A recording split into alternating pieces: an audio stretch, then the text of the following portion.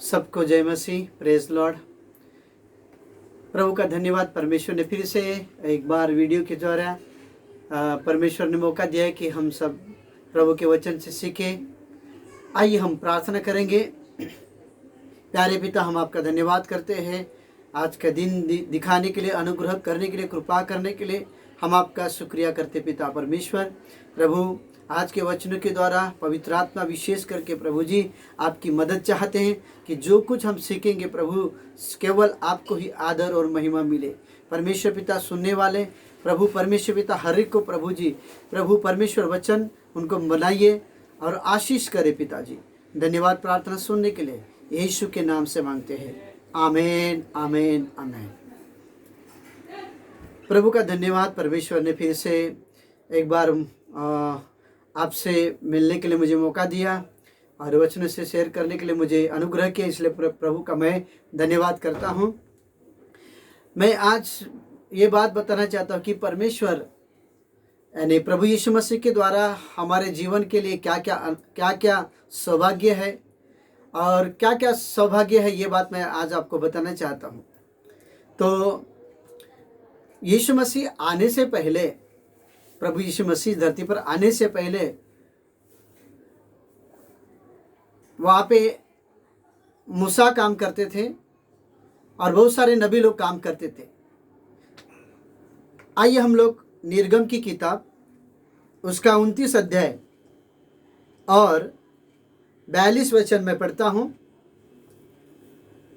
देखिए, परमेश्वर सबके साथ बातचीत नहीं करते थे, केवल मूसा को परमेश्वर ने चुना और मूसा को परमेश्वर ने कहा, तुम्हारी पीढ़ी से पीढ़ी में यहोवा के आगे मिलाप वाला तंबू के द्वार पर नित्य ऐसा ही बलिदान यानी होम बलि हुआ करे। ये वो स्थान है जिसमें मैं तुम लोगों से इसलिए मिला करूँगा कि तुमसे बातें करूँ। यानी मूसा के द्वारा परमेश्वर बात करता है कि मैं मिलाप वाले तंबू के द्वारा मैं तुमसे बात करूंगा। यानी परमेश्वर मूसा के द्वारा बात करने के लिए उसे कहा और मूसा बात करता था परमेश्वर से। वो मूसा के लिए सौभाग्य था। मूसा ने कभी नहीं सोचा होगा कि परमेश्वर मुझे चुनेगा, और परमेश्वर मूसा के ऊपर अपना जीवन प्रकट किया और मूसा से ही परमेश्वर बातचीत किया। यहाँ पे लिखा है कि परमेश्वर कहता है कि मैं उनसे मिला करूंगा। मिलने का स्थान भी बताता है कि परमेश्वर मिलाप वाले तंबू में मैं उसे मिला करूंगा। मिलने का स्थान मिलाप वाला तंबू, बात करने के जरिया मूसा के द्वारा। लेकिन सारे इस्राएली के साथ परमेश्वर बातचीत नहीं करता था। अगर यहाँ पे हम पढ़ते हैं 43 में वचन में लिखा है, मैं इस्राएली से वही मिला करूंगा, एक मिलाप वाला तंबू। अगर आप मिलाप वाले तंबू के बारे में और भी ज़्यादा जानना चाहते हो तो निर्गम उसका 39 अध्याय, आप उस अध्याय को पढ़ सकते हो कि किस प्रकार से परमेश्वर ने मिलाप वाले तंबू को बनाने के लिए मूसा को कहा था। लेकिन यहाँ हम पढ़ते हैं कि परमेश्वर कहता कि मैं वहाँ मिलूंगा। यानी एक मिलने का स्थान था, पहले बात करने का स्थान था और मूसा के द्वारा परमेश्वर बातचीत करता था, केवल मूसा के द्वारा। और भी परमेश्वर के नबी हैं जिसमें मैंने नाम नहीं लिया, लेकिन केवल जिनको चुनता था उनसे ही बातचीत करता था परमेश्वर। तो यहाँ हम देखते हैं कि निर्गम उसका 29 अध्याय उसका 45 वचन में लिखा है कि परमेश्वर उनके मध्य में निवास स्थान करूंगा और मैं उनका परमेश्वर हूंगा, सबसे नहीं लेकिन उन्हीं लोगों के साथ रहूंगा। यानी परमेश्वर ऐसी शर्त रखता था उनके साथ रहने के लिए, और परमेश्वर चुने हुए लोगों के साथ रहता था और उन्हीं के साथ बातचीत करता था। यानी ये सौभाग्य सबके लिए नहीं था, केवल मूसा के लिए था। और भी कुछ नबी हैं और भी प्रभु के दास लोग हैं जिनको प्रभु ने चुना है। मूसा हो गया, अब्राहम हो गया, और भी प्रभु के दास हैं, उनके साथ खाली परमेश्वर बातचीत करता था। परमेश्वर यहोवा ने सबके साथ नहीं रहे। अगर आप बाइबल पढ़ेंगे तो वहां पे लिखा है कि परमेश्वर खास लोगों के साथ रहते थे और खास लोगों को चुनते थे और उनसे ही बातचीत करते थे और उनके साथ संगति करते थे, अपना भेद को प्रकट करते थे, उनके साथ मुलाकात करते थे, अपने कार्य करते थे और जो कुछ भी परमेश्वर बताते थे वो जो नबी था तो याजक था वो इस्राएल लोगों के सामने बताते थे। लेकिन इस्राएल लोग कभी भी परमेश्वर के साथ डायरेक्टली बात नहीं कर सकते थे। तो ऐसा क्यों? इसके पहले और एक बात बताना चाहता हूं कि मंदिर में भी जब परमेश्वर ने बनाने के लिए कहा था और मंदिर बना था तभी भी सभी लोगों को, इस्राएल लोगों को सौभाग्य नहीं था। सब जन मिलाप वाले तंबू में या मंदिर में नहीं जाते थे। कुछ याजक लोग थे, उन्हीं के साथ परमेश्वर ने जो वादा किया कि मैं हारून की संतान, लेवी के संतान के साथ ही मैं उनको पवित्र किया है, वो ही मंदिर में प्रवेश करें। तो परमेश्वर यहोवा पुराने जमाने में, पुराने नियम में, यीशु आने से पहले इस धरती पर लोगों के साथ जो व्यवहार करते थे वो सबके साथ नहीं करते थे, खास लोगों के साथ ही करते थे। उसको मिलने के लिए भी स्थान रखते थे और सब जन अंदर नहीं जाते थे, सबके लिए परमेश्वर नहीं था। क्या परमेश्वर पक्षघात है? ऐसा कर सकता है? नहीं। लेकिन इसका कारण ये की है, दूसरा इतिहास उसका 23 अध्याय 23 अध्याय उसका 19 वचन में लिखा है, परमेश्वर वहां पे कहता है कि अशुद्ध लोगों को मत जाने दो, अशुद्ध लोग मंदिर में प्रवेश ना करें। अगर आप उसे पढ़ेंगे पूरी तरह से वहां पे लिखा है, अगर जाए तो उसे मार डाला जाए। जिससे परमेश्वर इस्राएल के लिए इतना चमत्कार किया, उनके साथ इतना बड़े बड़े काम किया, लेकिन परमेश्वर उनको मना कर रहा है कि कोई भी मंदिर में ना प्रवेश करे। केवल खास लोगों को ही परमेश्वर वहां तक उनकी इजाजत दिया जाता था और इस्राएल लोग ज्यादा आंगन में खड़े रहते थे। परमेश्वर का 3 स्थान है, उस 3 स्थान बाद में हम कभी बात करेंगे, लेकिन वहीं पे रहते थे। तो सौभाग्य इस्राएल लोगों के लिए, जिनसे बहुत प्यार करता था, जिनके लिए बड़े चमत्कार किए, जिनके लिए बड़े बड़े कार्य किया। अगर आप निर्गम की किताब में पढ़ोगे कि तो परमेश्वर ने किस प्रकार से बड़े बड़े कार्य किए उन लोगों के लिए, उनके लिए सब कुछ दिया। लेकिन परमेश्वर उनके बीच में रहता था और परमेश्वर उनसे बात नहीं करता था, केवल मूसा से और भी ऐसे नबी से परमेश्वर लोगों से बात करता था। तो इसका रीजन यही है, इसका कारण एक ही है कि सारे लोग अपवित्र थे, अशुद्ध थे।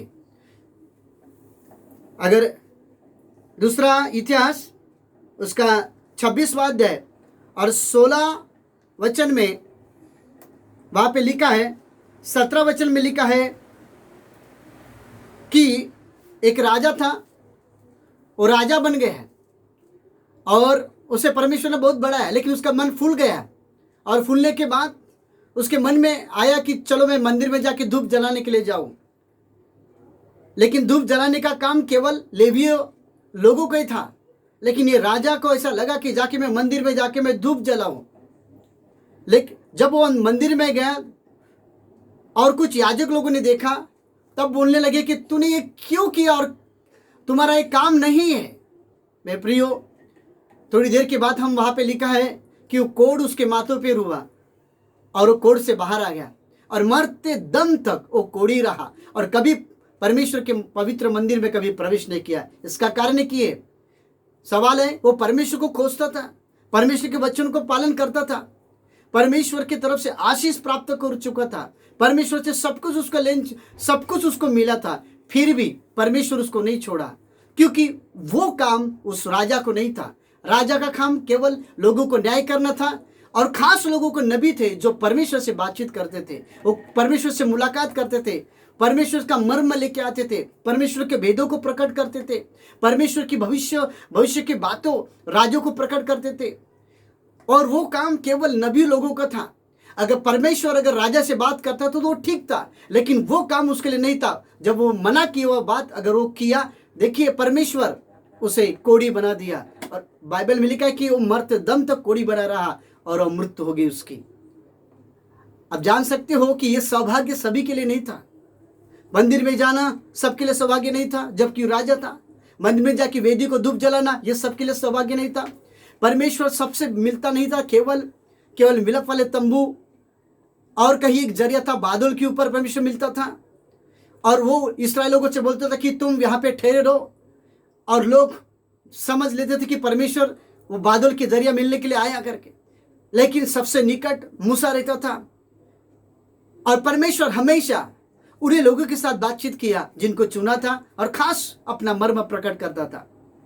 लेकिन सवाल है, अगर आज भी परमेश्वर अगर ऐसा होता तो, अगर ऐसा ही व्यवहार करता तो आज हमारी दशा क्या हो जाती थी।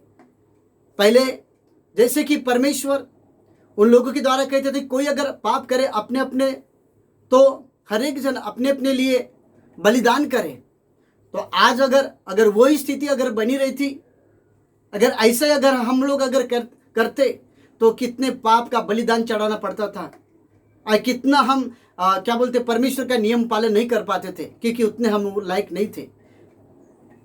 देखिए, जो लोग परमेश्वर के साथ चले उसमें जो कुछ ही लोग प्रभु उनके साथ चले, परमेश्वर उनके साथ रहा और परमेश्वर के साथ भी रहे, और परमेश्वर उन्हीं के साथ भलाई किया जिनके साथ रहता था।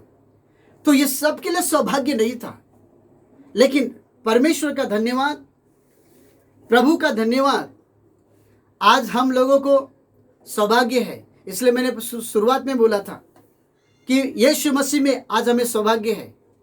अगर यीशु मसीह नहीं आते, बलिदान नहीं होते, इब्रानी के पत्र उसका 10 अध्याय उसका 10 वचन में लिखा है कि यीशु का बलिदान ही हमें सब बातों से पूरा करता है।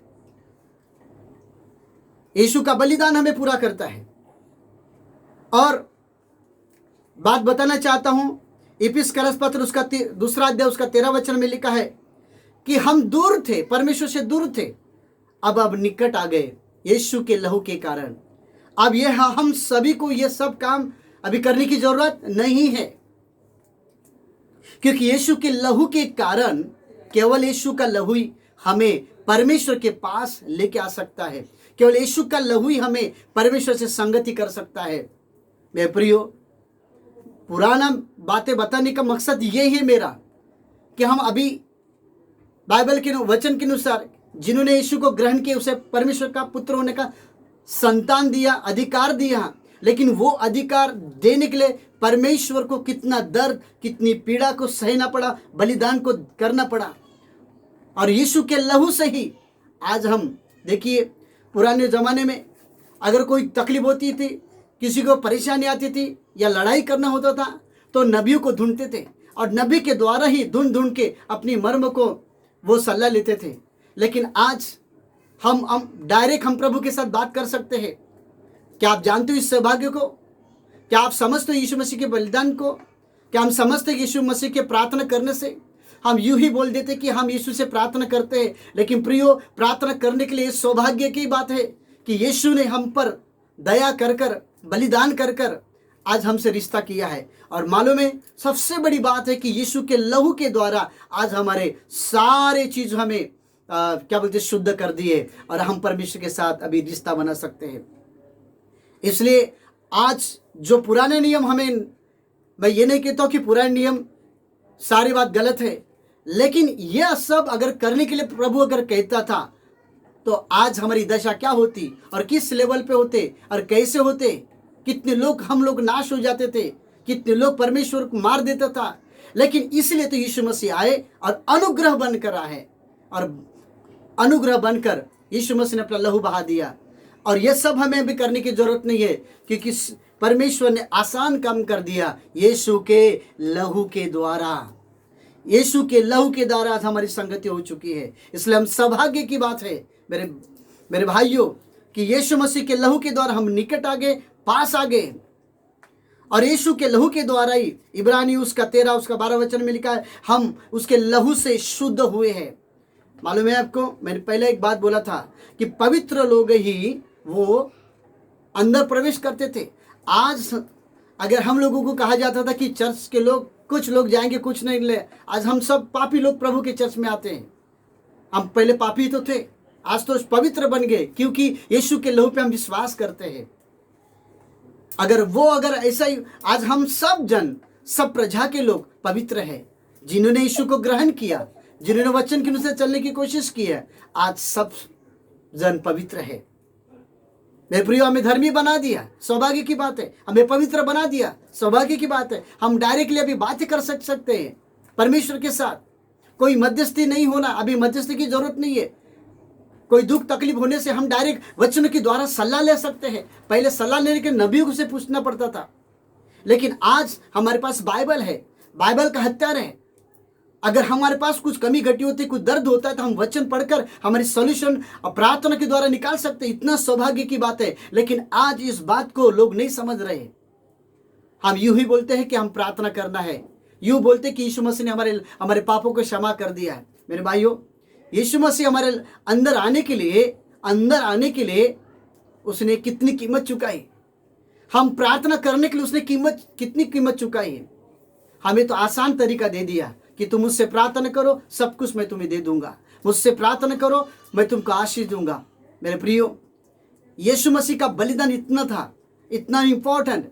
अगर यीशु मसीह बलिदान नहीं होते तो आज हम प्रभु के साथ हमारा संबंध नहीं होता, और उसका लहू नहीं बहाया होता तो आज हम पवित्र नहीं होते, और उसका लहू नहीं बहाया जाता तो आज हमारा रिश्ता परमेश्वर के साथ नहीं होता। आज हमारी दशा क्या होती थी? प्रियो, यीशु मसीह का प्रेम है कि आज हम यहाँ है। कलीसिया को यीशु ने अपने लहू से धो दिया। प्रेषितों की काम 20 अध्याय उसका 28 वचन में लिखा है, और पहला कुरिन्थियों उसका 3:16 में लिखा है, क्या तुम नहीं जानते कि तुम परमेश्वर के मंदिर हो, परमेश्वर का आत्मा तुम में निवास करता है। अभी हम डायरेक्टली परमेश्वर के साथ बातचीत कर सकते हैं। इतना सौभाग्य मिला है। पुराने इस्राएल लोगों को, उन इस्राएल लोगों को सौभाग्य नहीं था। खाली वही बात करते थे जिनको चुना था, जिनसे परमेश्वर चाहता था, जिनकी उसकी इच्छा थी, उस पर दया करता था, उससे बात करता था। लेकिन आज हम परमेश्वर के संतान हैं, हम सब जन प्रभु के साथ बात कर सकते हैं। इसलिए तो हम कई बार बोलते हैं, परिवार के साथ अपना अपना संबंध व्यतीत करो। मेरे प्रियो, हर एक जन बातें अब कर सकते हैं परमेश्वर के साथ, अपना अपना समय परमेश्वर के साथ दे सकते हो। बच्चे, परिवार, सब लोगों के साथ परमेश्वर के साथ घनिष्ठ संबंध बनाइए। अब हो गया। अब अकेला घर पे प्रार्थना करता है, या अकेले घर में से एक व्यक्ति प्रार्थना करने के लिए चर्च में आता है, वो समय नहीं रहा। अब हर एक व्यक्ति परमेश्वर के साथ समय और परमेश्वर के साथ समय व्यतीत कर सकते हो। और परमेश्वर ने मौका दिया है कि सब लोग मिलकर, एक साथ मिलकर परमेश्वर के साथ व्यक्तिगत संबंध स्थापित कर सकते हो। परमेश्वर ने खास लोगों को पहले चुनता था, लेकिन आज हम सभी को प्रभु ने चुना है। यह सौभाग्य की बात है। हम सब जन बात कर सकते हैं, यह सौभाग्य की बात है। मेरे प्रियो, हर एक जन अभी मुलाकात कर सकते हैं। हर एक जन मुलाकात कर सकते हैं। हर एक जन मुलाकात कर सकते हैं। पहले हर एक जन मुलाकात नहीं कर सकते थे। सिय्योन पर्वत पर केवल मूसा ही जाता था, लेकिन आज हम घर बैठे कभी भी हम प्रभु के साथ मुलाकात कर सकते हैं। क्यों? इतना सौभाग्य दिया यीशु के लहू के कारण, यीशु के बलिदान के कारण। और ये सब कुछ कार्य यीशु का लहू के कारण है, उस बलिदान के कारण है। आज हर एक जन चर्च में जा सकते हैं। पहले ऐसा नहीं था, लेकिन आज हर एक जन इसलिए प्रभु कहता है, मैं हर एक के लिए मैंने प्रेम किया है, हर एक के लिए प्रेम किया है। इसलिए हमारी एक तमन्ना है, हम चाहते हैं कि हमेशा कि परिवार का हर एक लोगों का उद्धार हो। हर एक लोग, प्रभु के वचन में लिखा है कि हर एक का उद्धार हो। क्यों? क्योंकि लहू सबके लिए बहाया, छोटे के लिए, बड़े के लिए, सबके लिए यीशु मसीह का लहू बहाया। और सब जन संगति करना चाहिए, बच्चा हो, सब जन। प्रभु चाहता है कि सबका रिश्ता मेरे साथ हो, और जिसका रिश्ता उसके साथ है वो ही उसके लिए भलाई है। क्योंकि ये जो भलाई है, ये हमारे स्वर्ग में मिलने के लिए फायदा है। कई बार लोग सोचते हैं कि परमेश्वर के साथ समय व्यतीत करने का टाइम पास है, कामों को महत्व देना जरूरी है, काम करना जरूरी है, लेकिन काम से बढ़कर परमेश्वर के साथ संगति, क्योंकि यह हमारे लिए सौभाग्य। एक दिन परमेश्वर पूछेंगे, तुमको तो कुछ करने की जरूरत नहीं थी, केवल चर्च में जाना, प्रार्थना करना, बाइबल पढ़ना, ये सब करने की जरूरत थी, उसके अंदर चलने की, बस इतना ही करने की जरूरत थी, फिर भी वो काम नहीं कर पाए। परमेश्वर ने सब काम हमारे लिए आसान कर दिया। लेकिन प्रियो, बस प्रभु हमसे कुछ अपेक्षा करता है, प्रभु हमसे कुछ अपेक्षा करता है और पूरी करना चाहिए कि हम उसके साथ, हर एक व्यक्ति उसके साथ संबंध बनाए। यही सौभाग्य हमारे लिए, इस्राएल लोगों के लिए नहीं था, कुछ लोगों के लिए नहीं था, लेकिन आज हम सभी को सौभाग्य दिया, क्योंकि यीशु आए, यीशु का बलिदान हुआ और उस बलिदान से सब लोग पवित्र हो सकते हैं। मेरे प्रियो, आज हम कभी भी किसी वक्त प्रभु के साथ बात कर सकते हैं और कभी भी पुकारेंगे तो प्रभु आ जाए। पहले प्रभु ने कहा था मैं वहीं पे मिलेगा। अगर प्रभु आज ऐसा कहते थे कि मैं इस्राएल में मिलेगा, तो इस्राएल के लिए जाने के लिए अभी कितना पैसा लगता था, कितना खर्च करना पड़ता था। हम चर्च में जाने के लिए कितना खर्च करते हैं, लेकिन प्रभु जी कहता है मैं तुम्हारे अंदर हूँ। इसलिए तो मैंने 3:16 पढ़ा, पहला कुरिन्थी का, कि तुम्हारे अंदर में वास करता हूँ। अब आपको कहीं ढूंढने की जरूरत नहीं। इसलिए मैंने कहा कि यीशु में हमें सौभाग्य की क्या है। अगर यीशु मसीह नहीं आते तो जो इस्राएल लोग थे वो वैसे ही करते थे, आज भी हम भी ऐसे करते थे, लेकिन शायद कितने लोग जीवित भी नहीं रह सकते थे। लेकिन इसलिए यीशु के बलिदान और यीशु के लहू को, महत्व को समझिए कि हम उसके कारण कैसे अपना संबंध परमेश्वर के साथ व्यतीत कर सकते हैं। मेरे प्रियो, प्रभु ने हम सभी को चुना है, इसलिए अभी कोई मध्यस्थी की जरूरत नहीं है। अब हम डायरेक्टली प्रभु के साथ बातचीत कर सकते हैं। आप बात करो ना, आप अपने दुख तकलीफ परमेश्वर के साथ डायरेक्ट बात करिए, अपना अपना संबंध बनाइए। अभी छोटा बच्चा रहता तो उसका उंगली पकड़ के हम चलाते हैं, लेकिन जब बढ़ जाता है तो वो अकेला एक एक कदम को आगे बढ़ाता है। आपको धीरे धीरे प्रार्थना करना सिखाते हैं। लेकिन आज मैं आपको कहना चाहता हूँ, आज की स्थिति को देखिए, आज कोई पास्टर नहीं है, आज कोई चर्च चालू नहीं है। आपको कहना चाहता हूँ, खड़े हो जाओ, प्रार्थना के लिए मजबूत हो जाओ। कोई साथ नहीं रहेगा, उस समय क्या करेंगे हम लोग? आज की परिस्थिति देखिए। इसलिए मैं आपको कहना चाहता हूँ कि हम अभी छोटे नहीं रहे, अब हम छोटे नहीं है। प्रार्थना करो पास्टर जी, प्रार्थना करो पास्टर जी। मैं आपको बताना चाहता हूँ, अपना निकटता, घनिष्ठता का संबंध परमेश्वर के साथ हर एक व्यक्ति बनाना चाहिए। और यही मौका दिया है परमेश्वर ने। यही लॉकडाउन का और भी एक मतलब हो सकता है कि घर के लोग प्रार्थना में संगति नहीं व्यतीत करते हैं, लेकिन बस थोड़ी देर के लिए। लेकिन प्रभु चाहता है कि हर एक का संबंध मेरे साथ हो।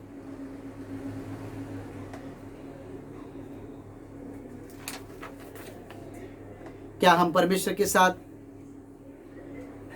समय व्यतीत करने के लिए तैयार है? आज यही सौभाग्य है। आज हम प्रार्थना कर सकते हैं, ये सौभाग्य है।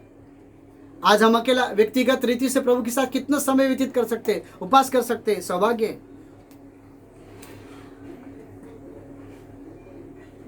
परमेश्वर का धन्यवाद, आज हम पवित्र जन है, क्योंकि यीशु के लहू से आज सब जन वहां पे पवित्र नहीं थे।